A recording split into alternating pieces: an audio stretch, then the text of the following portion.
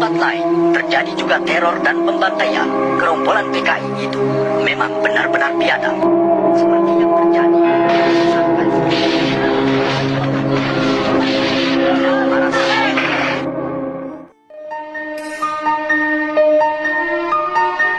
Kota Madiun adalah sebagai saksi terjadinya peristiwa PKI Madiun yang terjadi pada tanggal 19 September pada tahun 1948.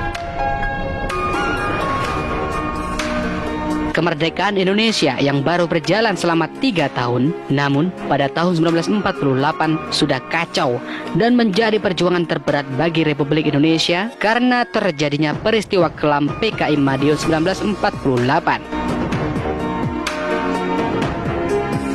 Akibat dari peristiwa PKI Madiun ini, potensi bangsa dan negara yang seharusnya dicurahkan untuk mempertahankan kemerdekaan justru terkuras habis untuk memadamkan aksi pemberontakan PKI Madiun tersebut.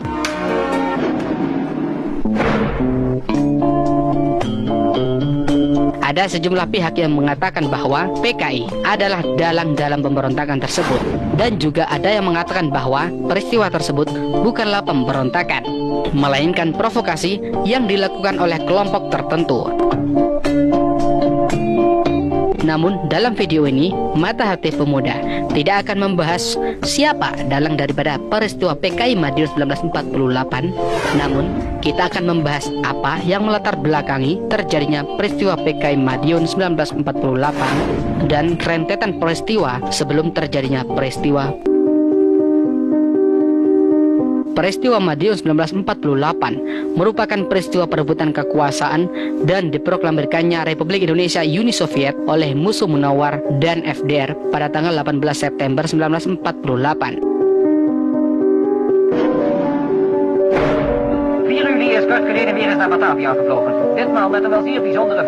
Latar belakang adanya peristiwa Madiun 1948 yaitu karena adanya perjanjian Renville pada tanggal 17 Januari 1948 antara Indonesia dan Belanda yang dipimpin oleh Wakil Delegasi Indonesia Perdana Menteri Amir Syarifuddin.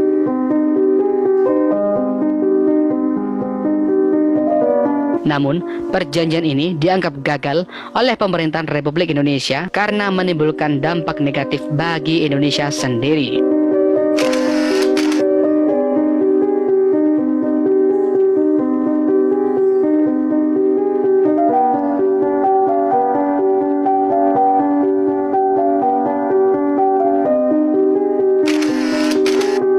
Hal ini membuat kerugian yang sangat besar terhadap Indonesia, yang mana akibat perjanjian itu, negara Indonesia menjadi sangat sempit.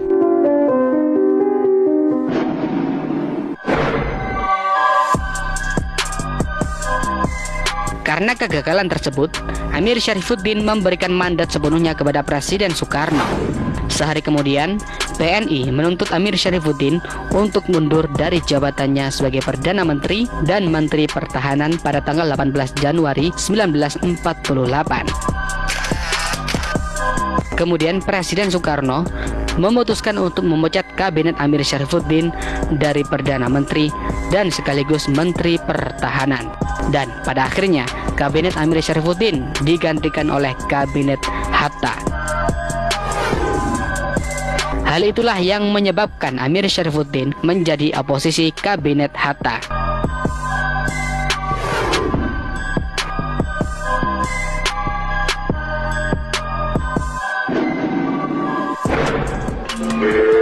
Bapak-bapak niku rak pedagang sapi, berarti buruh. Jadi harus masuk saksi, nggih? Tidak lama kemudian, Amir Syarifuddin bekerja sama dengan PKI dan membentuk sebuah kelompok yang bernama FDR. Adapun dalam FDR terdapat partai-partai kecil, diantaranya Partai Komunis Indonesia atau PKI, Partai Pemuda Sosialis Indonesia atau Persindo, Sentral Buruh Seluruh Indonesia atau SOPSI, Barisan Tani Indonesia atau BTI. Amir Syarifuddin sengaja untuk membuat FDR, yaitu untuk menjatuhkan Kabinet Hatta dan berusaha untuk merebut kekuasaan Republik Indonesia. usaha untuk mendapatkan dukungan politik dan militer, FDR berusaha meningkatkan propagandanya dengan segala cara untuk menarik simpati masyarakat. Kemudian, Kabinet Hatta membuat program reorganisasi dan rasionalisasi angkatan bersenjata atau RERA dengan mengurangi personal militer dari sayap kiri. Hal itu ditolak oleh Amir Syarifuddin karena program itu dianggap dipolitisir oleh Kabinet Hatta, dan secara otomatis hal itu juga merugikan pihak sayap kiri maupun FDR.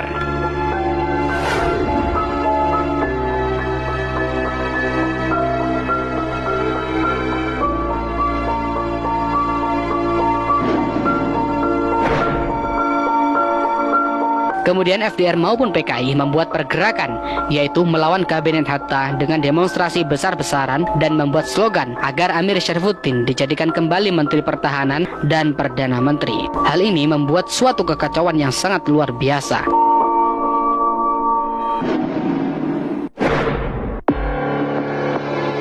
Pada tanggal 27 Maret 1948, FDR atau PKI menyebarkan isu-isu propaganda dan mengadu domba militer di Surakarta, sehingga timbul berbagai insiden bersenjata yang sengaja dilancarkan dan ditunggangi oleh golongan-golongan tertentu.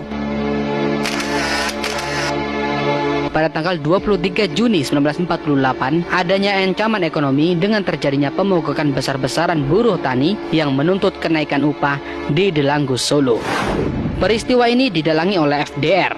Dampaknya, FDR berhasil menjadi sosok pahlawan bagi para buruh tani di kota Solo. Pergerakan FDR ini sengaja dibuat untuk menuntut Kabinet Hatta, seakan-akan Kabinet Hatta tidak mampu menyelesaikan masalah ini.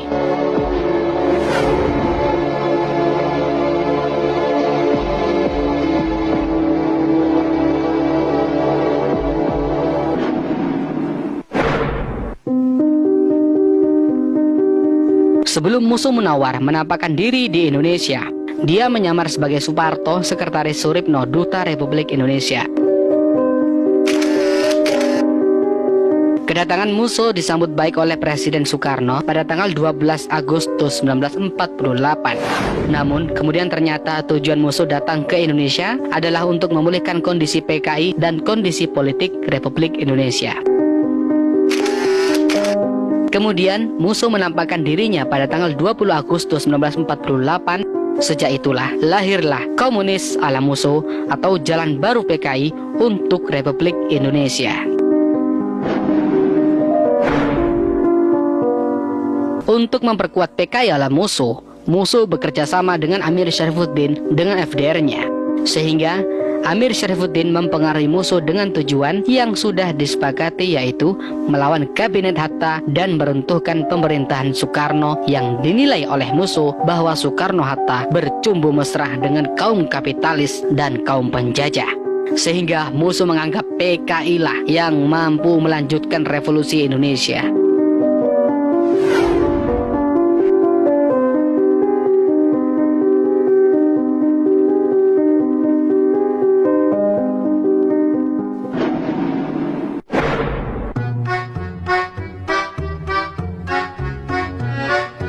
Kemudian, pada tanggal 9 September 1948, para tokoh elit PKI dan FDR melakukan tur propaganda dengan mengadakan persatuan nasional dengan PNI.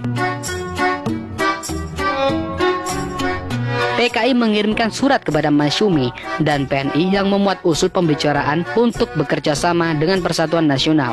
Namun, usulan tersebut ditolak mentah-mentah oleh PNI maupun Masyumi.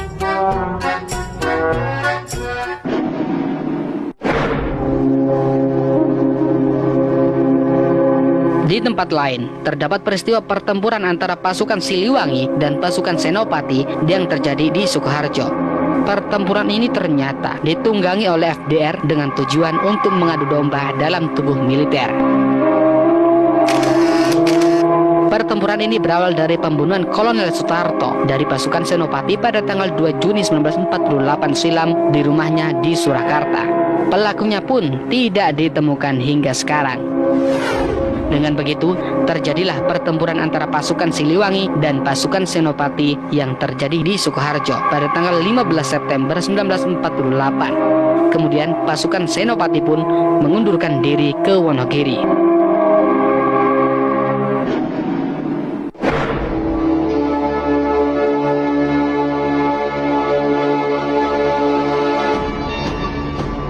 Ketika FDR dan PKI melakukan tur propagandanya, Sumarrono CS mengabarkan dan melaporkan kepada musuh bahwa Madiun sudah di tangan kita. Dengan begitu, akhirnya para tokoh elit PKI dan FDR, termasuk musuh dan Amir Syarifuddin, menuju kota Madiun.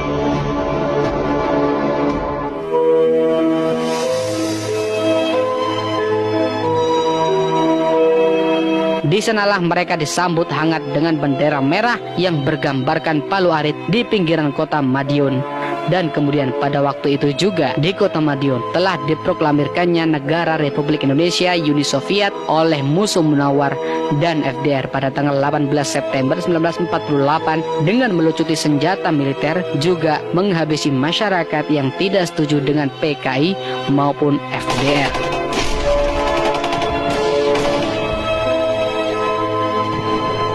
Dengan begitu, terjadilah pemberontakan PKI dan FDR di kota Madiun pada tahun 1948.